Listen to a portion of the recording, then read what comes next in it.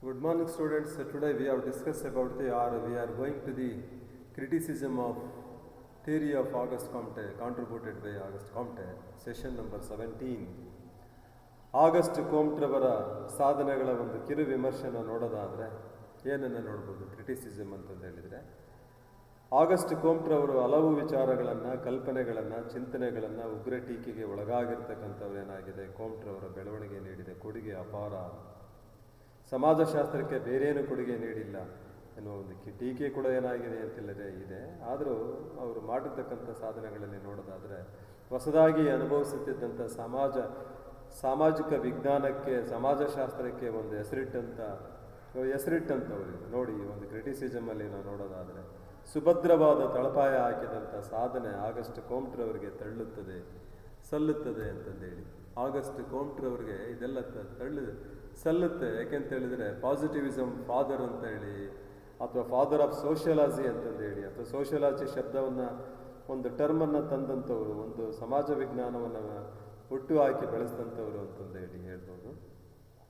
ಹಾಗೆ ವಾಸ್ತವಿಕ, ವೈಜ್ಞಾನಿಕ ಮತ್ತು ವಸ್ತುನಿಷ್ಠಗಳಿಗೆ ಕೋಮ್ಟ್ರವರು ಭಾಳಷ್ಟು ಒತ್ತನ್ನು ನೀಡಿದರು. ಸಮಾಜ ವಿಜ್ಞಾನಗಳು ಕೂಡ ವೈಜ್ಞಾನಿಕ ನೆಲೆಯಲ್ಲಿ ಪ್ರಗತಿ ಹೊಂದಲು ಸಾಧ್ಯ ಆಯಿತು ಅಂತೇಳಿ. ಅಂದರೆ ವೈಜ್ಞಾನಿಕ ವಸ್ತುನಿಷ್ಠಗಳಿಗೆ ಕೋಮ್ಟ್ರವರು ಭಾಳಷ್ಟು ಒತ್ತು ನೀಡಿದ್ರು. ಅವರು ವಿಜ್ಞಾನಗಳೆಲ್ಲವೂ ಕೂಡ ವೈಜ್ಞಾನಿಕ ನೆಲೆಯಲ್ಲಿ ಪ್ರಗತಿ ಹೊಂದಲು ಸಾಧ್ಯ ಆಯಿತು ಅಂತಂದು ಹೇಳ್ತಾರೆ.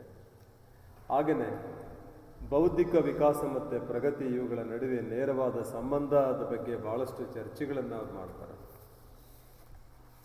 ಅಂದರೆ ಬೌದ್ಧಿಕ ವಿಕಾಸ ಮತ್ತು ಪ್ರಗತಿ ಇವುಗಳ ನಡುವೆ ನೇರವಾದ ಸಂಬಂಧ ಎಂಬುದರ ಬಗ್ಗೆ ಕೋಮ್ಟ್ರವರು ಗಮನ ಸೆಳೀತಾರೆ.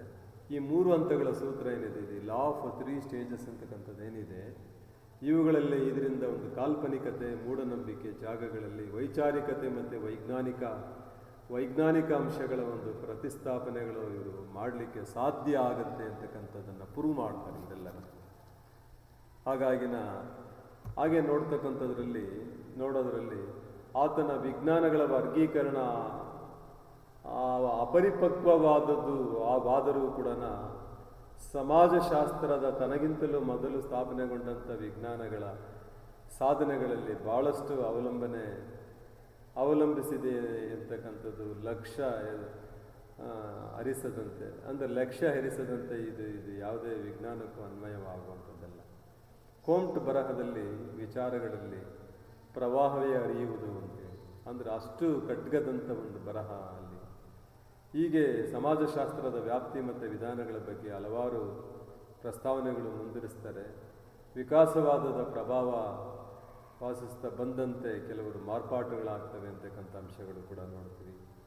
ಹಾಗೆ ಸಮಾಜಶಾಸ್ತ್ರ, ಸಾಮಾಜಿಕ ಸ್ಥಿತಿಶಾಸ್ತ್ರ, ಸಾಮಾಜಿಕ ಚಲನಶಾಸ್ತ್ರ, social statistics and social dynamics ಅಂತಂದು ಹೇಳ್ಬಿಟ್ಟು ಏನಿದೆ, ಕೋಮ್ಟ್ರವರು 2 ಮುಖ್ಯ ಭಾಗಗಳನ್ನು ಅವರು ವಿಂಗಡಣೆ ಮಾಡ್ತಕ್ಕಂಥದ್ದು ಸುಯೋಗ್ಯವಾಗಿದೆ ಅಂತಕ್ಕಂಥ ಅಂಶವನ್ನು ನಾವು ಪರಾಮರ್ಶೆಯಲ್ಲಿ ನಾವು ತರಬಹುದು. ಅಂದರೆ ಸಾಮಾಜಿಕ ರಚನೆ ಮತ್ತು ಕಾರ್ಯ ಏನಿದೆ, ಪರಿವರ್ತನೆ, ಪ್ರಗತಿ ಹೆಸರಲ್ಲಿ ಉಳಿಸಿಕೊಳ್ಳಲಾಗಿದೆ ಅಂತಕ್ಕಂಥದ್ದನ್ನು ಹೇಳ್ಬೋದು. ಕೋಮ್ಟ್ರವರು ವೈಜ್ಞಾನಿಕ ವಿಧಾನಕ್ಕೆ ಭಾರಿ ವಿಧಾನ ಕೊಟ್ಟಿದ್ದಾರೆ, ಭಾರಿ ಮಹತ್ವಾಕಾಂಕ್ಷೆಯನ್ನು ನೀಡಿದ್ದಾರೆ. ಸುಖಾಸನ ತತ್ವಜ್ಞಾನಕ್ಕಿಂತಲೂ ವೀಕ್ಷಣೆ, ವರ್ಗೀಕರಣ, ಪ್ರಯೋಗಗಳನ್ನು ಬಹುದಾದಂಥ ವೈಜ್ಞಾನಿಕ ವಿಧಾನಕ್ಕೆ ಶ್ರೇಷ್ಠವಾದದ್ದು ಅಂತೇಳಿ ಕೋಮ್ಟ್ ಸಾರಿ ಹೇಳಿದ್ದಾರೆ ಅಂತಕ್ಕಂಥ ಅಂಶವನ್ನು ನೋಡ್ಬೋದು. ಹಾಗೆ ಕೋಮ್ಟ್ ಪ್ರಕಾರ ಶುದ್ಧ ಶಾಸ್ತ್ರ ಮಾತ್ರವಾಗಿರದೆ ಅನ್ವಯಿಕ ಶಾಸ್ತ್ರವೂ ಆಗಿದೆ ಅಂತೇಳಿ ಅವರು ಹೇಳ್ತಾರೆ.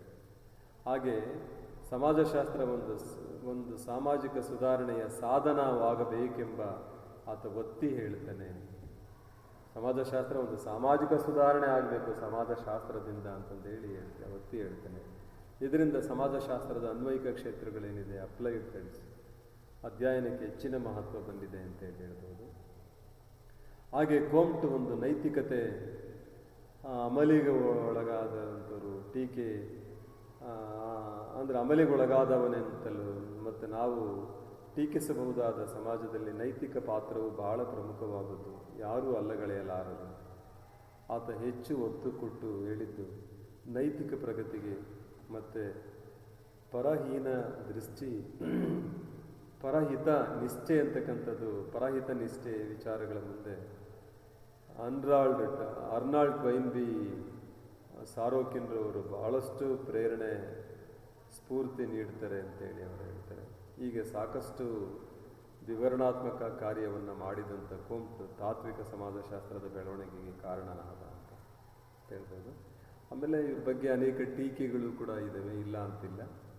ಆ ಟೀಕೆಗಳಲ್ಲೂ ಕೂಡ ಏನಾಗಿದೆ ಅಂತ ಹೇಳಿದ್ರೆ, ಕೋಮ್ಟ್ ಸಾಮಾಜಿಕ ಚಿಂತನೆ ಬೆಳವಣಿಗೆಗಾಗಿ ಮಾಡಿದ ಕೊಡುಗೆ ನಗನಾಣ್ಯ ಅಂತಂದು ಹೇಳ್ಬಿಟ್ಟು ಹಮ್ಮಿಕೊಳ್ಳಲಾಗಿದೆ ಅಂತಂದೇಳಿ ಹೇಳ್ತಾರೆ.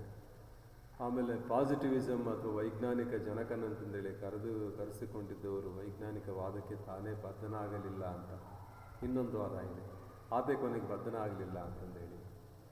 ಆಮೇಲೆ ವಿಚಾರಗಳ ಬೆಳವಣಿಗೆ ಸಾಮಾಜಿಕ ಪರಿವರ್ತನೆಗೆ ಆವಿರ್ಭಾವವಾಗಿ ಅಸ್ತಿತ್ವದಲ್ಲಿರಬೇಕಾದ ಅತಿ ಅಗತ್ಯವಾದಂಥ ಅಂಶ ಅಂತ ಹೇಳಿದರೆ ಕೋಮ್ಟ್ ನಂಬಿದ್ದಂಥ ಸೈದ್ಧಾಂತಿಕ ನಿಯತವಾದಿ ಅಂತಂದೇಳಿ ಪರಿಗಣಿಸ್ಬೋದು.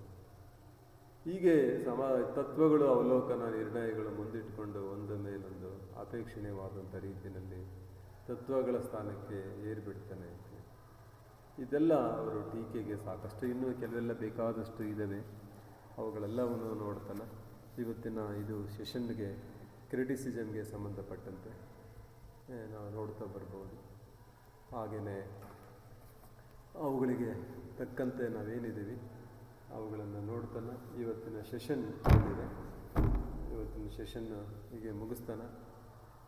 ಈ ಚಾಪ್ಟರ್ಗೆ ಸಂಬಂಧಪಟ್ಟಂಥ ಎಲ್ಲ ವಿಷಯಗಳನ್ನು, ಅಂದರೆ ಕೆಲವು ವಿಷಯಗಳನ್ನು ಸುಮಾರು ಕವರ್ ಮಾಡಿದ್ದೀವಿ ಅಂತ ಹೇಳ್ತಾನೆ.